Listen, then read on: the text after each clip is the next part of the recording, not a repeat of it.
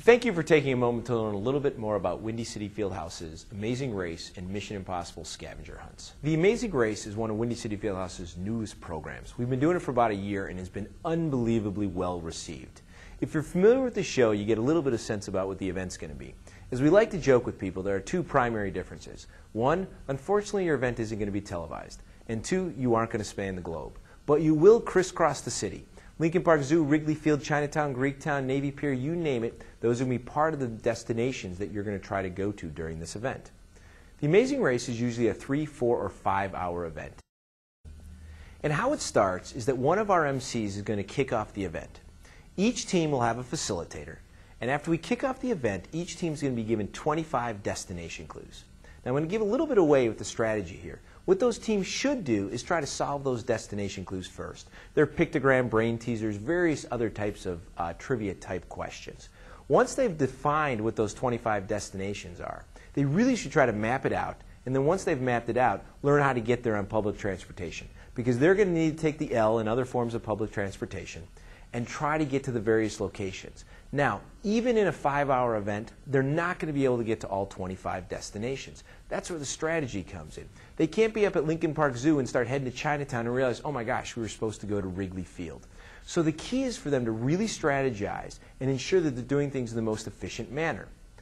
The clues, depending on how far away from Michigan Avenue they are based on different point totals. The closest to Michigan Avenue are worth about 10 points. The further destinations are worth about 25. So a team can't just stay on Michigan Avenue and win. Now, each destination also has a mission component. So once they've defined the destination and they go there, their facilitator will give them the mission component. For instance, the Wrigley Field destination is once they get there, they need to take a picture of their entire team underneath the awning with one of our Polaroid cameras. Our facilitator would take that.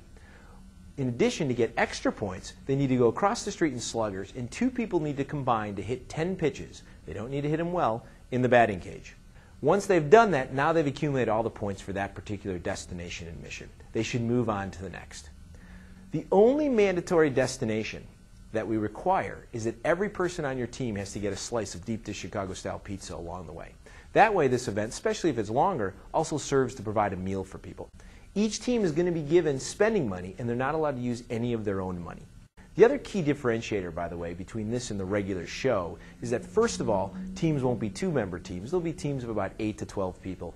And additionally, we're not going to have people go in a linear order, point A, point B, point C. They will have their 25 destinations and can choose which order they want to go to. As I said, they're not going to be able to get to all the destinations, so that's where the strategy is going to come in. Very high energy, very popular event. Been incredibly well received. Great way to see the city. Now, our Mission Impossible program is very similar, except it's a little bit more low-key. It's going to be based just on Michigan Avenue. You're not going to use public transportation, and it's more of a 2-hour event versus a 3, 4, or 5. One of the key features of both our Amazing Race and our Mission Impossible program is that there's a facilitator on each team. Without that facilitator, the level of sophistication of the event can't be very great. By having that facilitator there who gives out the mission clues once you get to a certain destination, we're allowed to make the event far more complicated, far more sophisticated, and far more competitive. Otherwise, the clues would have to be so basic to ensure that no one got lost or off the beaten path that it would have to be a very, very watered-down version.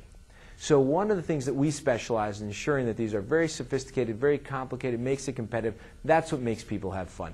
Plus, the facilitator can kind of keep people on the straight and narrow, ensure the group doesn't just end up at a bar and just kind of relax. They'll keep them moving and going along.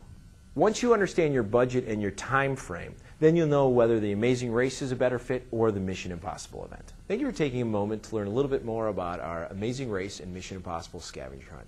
I'd be delighted to speak with you directly about your specific mission objectives, as when we talk to clients, nearly 50% of the time a client tells us that they want to start with a scavenger hunt or they want to do a scavenger hunt, they end up with a team challenge. It's not that the Amazing Race and Scavenger Hunt aren't wonderful programs. You get fresh air, get to crisscross the city, walk around, very different from the traditional work environment.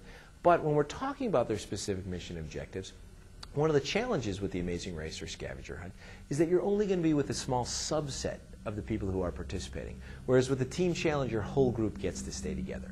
That may or may not be important to you, but if we can chat, we can figure out what are your specific needs.